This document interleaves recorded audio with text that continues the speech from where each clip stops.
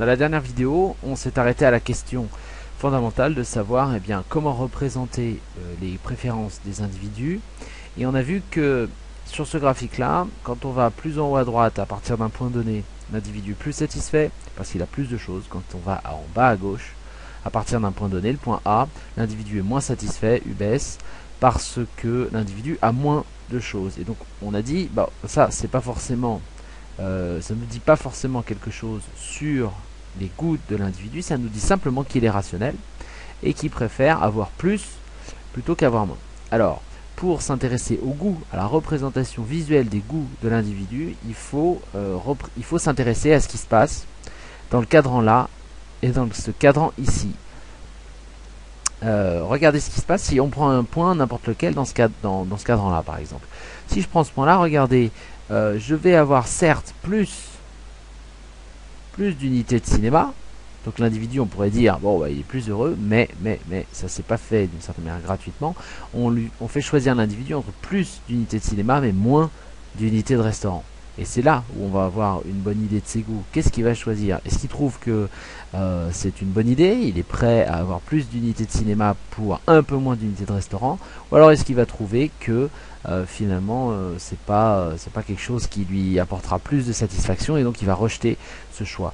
Donc vous voyez que dès qu'on commence à être dans ce cadran là ou dans ce cadran là, on a plus d'un des biens et moins d'un autre, et là on pose finalement à l'individu un dilemme, et la manière dont les individus répondent à ce dilemme, disent voilà, moi je suis prêt à choisir ça ou pas, et ben ça nous donne une vraie indication sur leur goût. Pas simplement une indication sur s'ils sont rationnels ou pas, mais aussi une indication vraiment sur leur goût. Dans quelle mesure l'individu aime le cinéma, au bout de combien de temps il finit par se lasser du cinéma et il commence à vouloir aller plus au restaurant qu'avant, etc.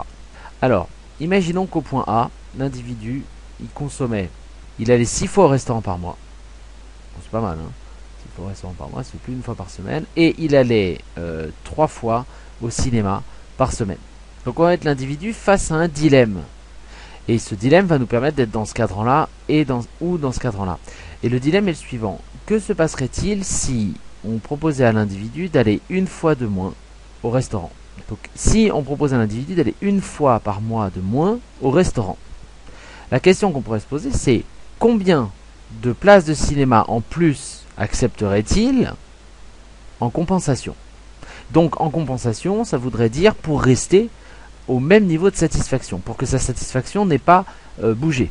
Et la réponse à cette question-là va nous donner une indication claire de ses goûts. Imaginez que l'individu réponde 2. Donc l'individu dit d'accord, je veux bien aller une fois de moins au restaurant, mais pour rester à peu près à la même satisfaction, je veux être compensé de 2 places de cinéma supplémentaires. Donc 2 places de cinéma, hop, on se décale et on va arriver ici, on va arriver à 5. Donc on va avoir un nouveau point. Alors c'est un hasard si c'est 5,5, vous voyez que c'est pas à l'échelle, mais à la limite c'est pas très grave, hein. Alors on va voir le point B. Donc qu'est-ce qu'on peut dire?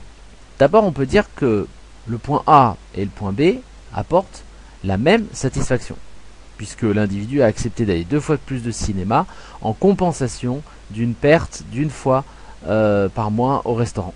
Donc poursuivons l'exploration des goûts de l'individu et continuons à poser à l'individu des questions un peu difficiles, des questions qui posent une sorte de dilemme. Demandons à un individu, très bien, au lieu d'aller 5 fois au restaurant, qu'est-ce qui se passerait si tu y allais maintenant 4 fois? On va retirer une fois de plus une unité, moins 1, une unité de cinéma pour passer de 5 à 4. Et la question qu'on pose toujours, c'est bien, on était à 5 fois au cinéma, puisque l'individu va au restaurant une fois de moins, et il passe de 5 à 4, combien l'individu est prêt à accepter en place de cinéma pour compenser la perte d'une fois au restaurant, sachant que maintenant il y va plus 5 fois, il y va maintenant 4 fois. Alors qu'est-ce qu'on peut se dire? On peut imaginer que l'individu pourrait répondre 2, il pourrait répondre la même chose qu'avant. Il pourrait dire pour passer de 6 à 5, j'ai perdu une unité de restaurant, j'ai accepté d'être compensé par 2 unités de cinéma. On pourrait imaginer que l'individu dit en passant de 5 à 4 fois au restaurant, j'accepterais aller 2 fois, 2 places de cinéma en plus, et donc il donnera à peu près la même réponse. Mais on peut imaginer aussi, et c'est là je pense l'intérêt C'est là où le raisonnement devient un peu intéressant. On peut imaginer aussi que finalement l'individu dit bon, regardez, on était à 6 restaurants par mois, on est passé à 5 restaurants par mois. Puis maintenant, on a retiré encore un restaurant par mois, on arrive à 4 restaurants par mois. Vous voyez que le restaurant se fait plus rare. Et donc a priori, l'individu pourrait aussi se dire, et c'est une des hypothèses qu'on va retenir, on va le voir en détail après, l'individu pourrait se dire, bon bah là, je commence à avoir plus trop de restaurants par mois, j'y vais de moins en moins. Donc pour accepter qu'on me retire, pour accepter d'y aller une fois en moins, en passant de 5 à 4, eh bien je vais plus accepter 2 places de cinéma en échange, mais peut-être plus 3. On va se retrouver sur un autre point. Il va y aller 4 fois, et puis bah là, 5 plus 3, on va dire que c'est le point C. Donc 5 plus 3, ça fait donc ici, on va être à 8. Bien. Donc on pourrait continuer à poser la question à un individu. Si je passais de 3 et que je retirais 1 et que je passe de 4 pardon et que je passais à 3 fois au restaurant, combien de places de cinéma l'individu serait prêt à accepter en échange de cette perte de la 4e fois au restaurant dans le mois, et on aurait un dernier point. Et donc en posant des questions comme ça systématiquement pour toutes les quantités, on peut tracer une courbe, vous voyez, courbe qui est décroissante comme ça, et cette courbe s'appelle la courbe d'indifférence. Pourquoi on l'appelle la courbe d'indifférence?